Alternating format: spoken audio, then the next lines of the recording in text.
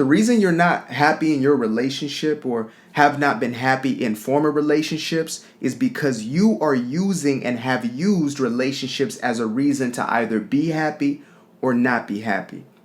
Let's unpack that. Now, when most of us get into a relationship, specifically intimate relationships, we're seeking something, right? We're looking for something that we believe we're missing. We're looking to fill a specific void. And more cases than not, we're looking to be validated in one form or another. And in even more cases, we're looking to be validated in ways we believe we lack as children, right? We talk about attachment styles and these kinds of concepts and ideas. Now, there's nothing wrong with getting into a relationship dynamic and desiring to have a reciprocal relationship or a relationship where both of you are adding something equally, right? However, what happens is we oftentimes get into these relationships with an energy that is far different than what we think we're actually experiencing. So most of us start out very self or unaware of self, right? Very unself-aware. And so we think, oh, I'm getting into a relationship because I fell in love with this person. I'm infatuated with this person. I think they're beautiful. I think, so handsome. They're so smart. They're so charismatic, X, Y, and Z. What we don't realize is that there is an energetic bond between all people. There is a deeper underlying experience happening simultaneously, and that experience is stronger than anything else. There are belief systems that are at play. There are unconscious cues that are at play. And so if you are in a place where you are wounded, where you are in a broken state, quote unquote, I don't use that as a term to say that's a title. I say if you are in the belief that you are broken, right? Because it is still a belief. You're not ever broken. You are whole. It's just you're on a journey to remember your wholeness. But I digress. So when you get in a relationship, you're thinking to yourself, I got in this relationship for a multitude of different reasons, right? They were my type.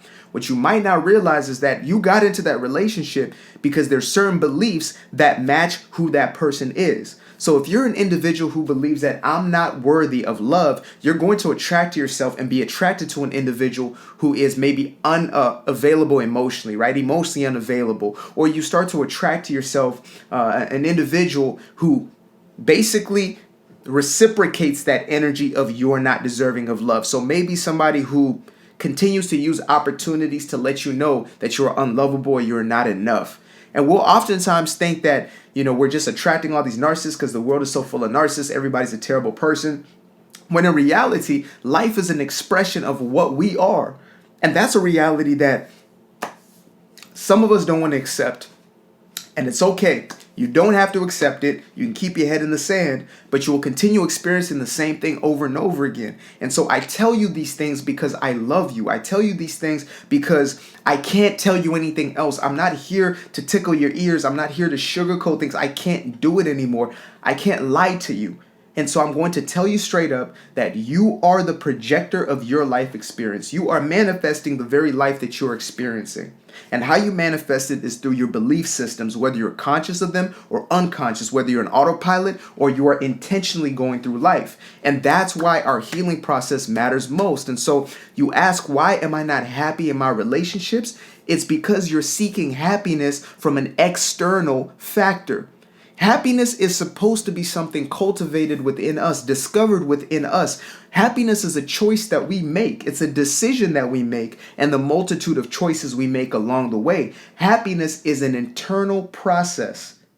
But the happiness that most of us have been taught to seek is an external happiness, which is not true happiness. It is pleasure. It is ecstasy. It is a temporary feeling that does not seem to last. Most of us think, love isn't real, or you can only find love one time, or true love, because we're looking for things in places they don't actually exist. We seek love from another individual when we are the actual manifestors and the projectors of love, and so are other people. But when we close ourselves off to ourselves, when we start to seek external things, when we believe that we are lacking or in a void, or we believe that we don't have certain things within us, we believe that we are broken, we believe that we are fallen, we believe that we're all these different things, we will start to create a belief system that will attract to us people who validate the very things that we truly believe about ourselves. Every person you have attracted in your entire life, even when you were an infant, was attracted through that very energy that you were holding. Now, when you were young and you were unaware, you were unconscious of these things, the people around you were responsible for creating that energy, and most of them were irresponsible in it. Most of them were so unconscious themselves, they didn't do the work themselves, that they projected so much of this toxicity into you that you became a magnet to those toxic experiences, to those negative experiences. Is it fair? Absolutely not. But there comes a point where we have a decision to make. Are we going to continue those generational curses? Are we going to continue to perpetuate that very same generational energy, that very same generational toxicity? And the choice we make is usually not a choice to say, I'm, not going to be like this person, right? I've heard that 1,000 times. I've heard it from clients, I've heard it from followers, etc.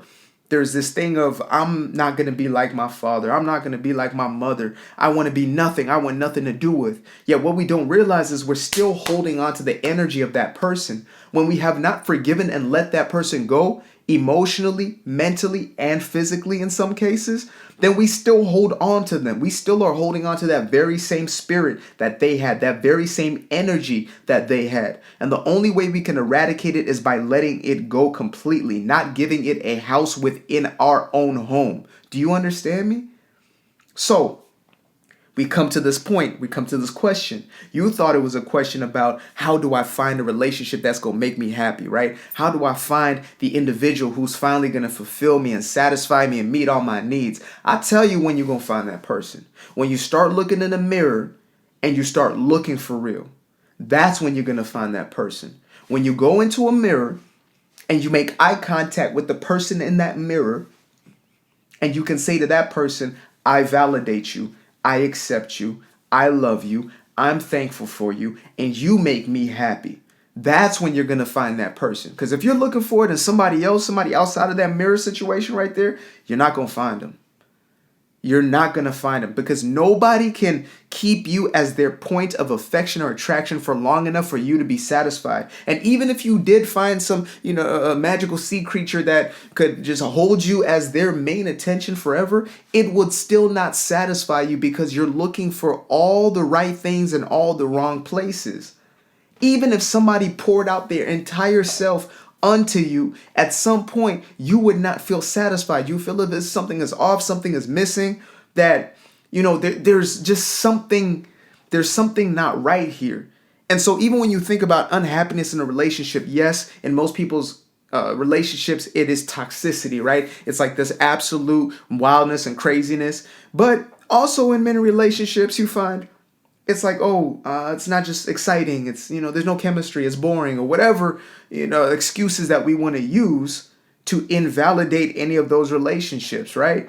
We want to take that relationship and make it the reason why we're not happy. Stop making your relationships with other people the reason why you withhold yourself from love, from joy, from having fun, from experiencing the things that you want to experience. And I'm not a person who speaks against relationship. I love relationships. I'm in a beautiful relationship with my soulmate. I absolutely adore it. But it came to me. It attracted into my life when I finally started doing that internal work, forgiving myself, which I just made a video on recently. Truly coming to a place of discovering that worthiness within me, that deservingness within me. God within me, when I started developing that true relationship with my source, when I stopped taking everybody else's validation and approval as more important than my own, when I truly started letting go of the past, when I started letting go of worry, letting go of anxieties and making that conscious choice. And somebody out there might be saying to themselves, it's so easy for you to say because you're this and that. Like, you don't know me. You don't know what I was a year ago. You don't know where I was a year ago and how I was thinking. And I thought none of that stuff mattered. I thought that emotions were whack. I closed myself off completely, emotionally unavailable for a decade and a half. You understand me? So when I'm saying this, I'm not saying it from a place of, speaking to you like a preacher on a pulpit, like I'm talking to you as a brother. I'm talking to you directly because these are my own experiences. And this is what I have tasted for myself. This is what I've experienced for myself. And I continue to experience. This works. This works every time. This always works. Everything else I've tried does not work. Forgiveness works. If I'm looking to create and manifest the life that I want, to forgive works. If I'm looking to have a beautiful relationship, having beautiful expectations of a relationship and changing my belief systems about a relationship works every time. But me hoping that even though I'm keeping this energy of resistance, I'm keeping the energy of paranoia, I'm real skeptical and keeping trust issues in my heart, I'm hard-hearted and, closing off my heart. If I believe that that's going to attract me the relationship I want, then I'm a daggone fool. I'm a fool. Because the truth is, when you finally live from a space of first and foremost cultivating that love within yourself, doing that work within, right? Truly investing in that first and making that the first priority, your relationship with Source is always going to be first. Because when you're rooted, you're stable. You understand that? The trees are the greatest example of stability because they have roots. Therefore, they are unshakable, my friend. And so when you are rooted, you are stable in all your ways. Get rooted first. And a tree doesn't go looking for another tree to get its roots. It roots itself. And then it can be in the midst of other trees. Relationships are not supposed to be your root system. Another person is not supposed to be your foundation. You build these things upon the foundation that is your life. And so, coming back to this question of happiness and in a relationship, can you find happiness in a relationship? Absolutely. As a matter of fact, you can find a complete bliss, absolute joy within a relationship, but you cannot find it if you are seeking it from the relationship. It has to be an extension of what you already are projecting from within you. And I promise you this, and you're going to start to come to know this. You're already in the place right now. You're not here by accident. You're not here by coincidence. In this very moment, you're going to start realizing that I actually am the center of that happiness. I'm the center of that joy. I'm the center of that peace because I'm making the decisions. You are making the decision. You are in power. You are in control. That is true power, my friend. Some people say, go get your power back. Get your power back from that person, right? Take your power back from that person. Okay, yes. Take your power back. But you don't take your power back by going to that person or putting a voodoo curse on them. You don't take your power back by holding bitterness and resentment. What you do is you let go of them completely. That means emotionally and mentally, so you can be free. Your power is in your thoughts and your emotions, because that's where anything and everyone lives within your own being anyway. Yes, some people are there physically in your experience, but even when they're gone, tell me this. How many people are still in your headspace that are no longer in your physical space? How many people do you think about and the things that they did and I can't wait till this should happen and that should happen to them? How many people are you holding on to on a day-to-day basis that aren't even in your physical space? And so how can you tell me that your power base is not in that very same space? I am telling you, like I'm telling, a brother or sister that I love to life. If you want to be happy, you have to cultivate it in yourself. If you want joy, you have to choose joy. If you want peace, you have to choose peace. And once you choose these as your main intention, as you truly choose them as your main intention, because, for some folk, and I was this way, but this is an old story now. But I used to live in a place where I said I wanted peace, but I also wanted to hold on to that resentment. I said I wanted peace, but I also wanted to hold on to that bitterness. I said I wanted peace, but I also wanted to hold on to that judgment of other people and criticizing of other people. And I promise you this, if you're looking to have peace, but you're still holding on to something that is opposed to peace, you will never have peace. Because you have not devoted yourself to peace. You have not given yourself to the altar of peace. You must be willing to give yourself completely. That means absolutely letting go of anything that is in the way of that peace. And what is in the way is everything else that you're holding on to. What is in the way are the things that you are holding so near and dear to your heart that are stopping you from experiencing the joy that you want to experience in your life. You are not happy because somebody else is not doing something right. That is the greatest excuse that we use to stop from looking within ourselves. And it is honestly, it's something that has been pushed in society to continue to create a narrative of you're a victim, not a victor. And the only person who benefits off of that story is somebody who's trying to sell you something that you don't need. I'll be honest with you. And I came from the world of marketing, 7 years in the space. And I know for a fact, if you want to sell to somebody something that they truly do not need, you sell them on the insecurity first, the lack of security in a specific space in their life. You tell them that they are missing something in their life. And once you have them convinced of that, then you move forward into selling them the thing that they will now believe is their solution. Amen. And so, this was turned into just a conversation, right? That's all I want this to be.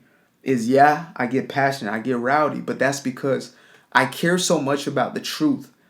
And I care more about the truth getting out there than telling you something that you wanted to hear, but you're not getting any results. To tell you something you want to hear, but your life is not being transformed. I am here in the transformation business. That is what I am about, because this is what has transformed my life and the people around me.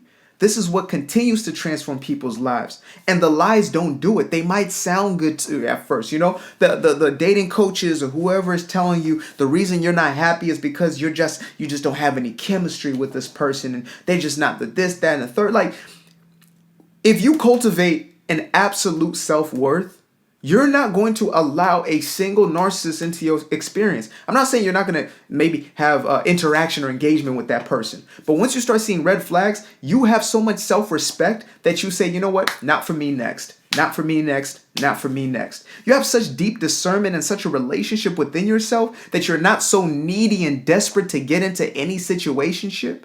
You have healed so many aspects of yourself that you're no longer attracting those unhealed aspects of you from other people. That's what starts to happen. As opposed to trying to fix these things externally like everybody else is telling you to. Go out there and, you're just using the wrong app. You got to go from Bumble to Tinder. You got to go from Tinder to Instagram DMs, because Instagram DMs, I don't know none of that. I don't know any of that. And I don't know any of that to work for anybody long term that actually edifies their life. All I know is transformation, and transformation always comes from within. All the teachers of old have taught it. The prophets of old have taught it continuously and absolutely. And I experience it every single day of my life, and so I can tell you nothing else than that. Period.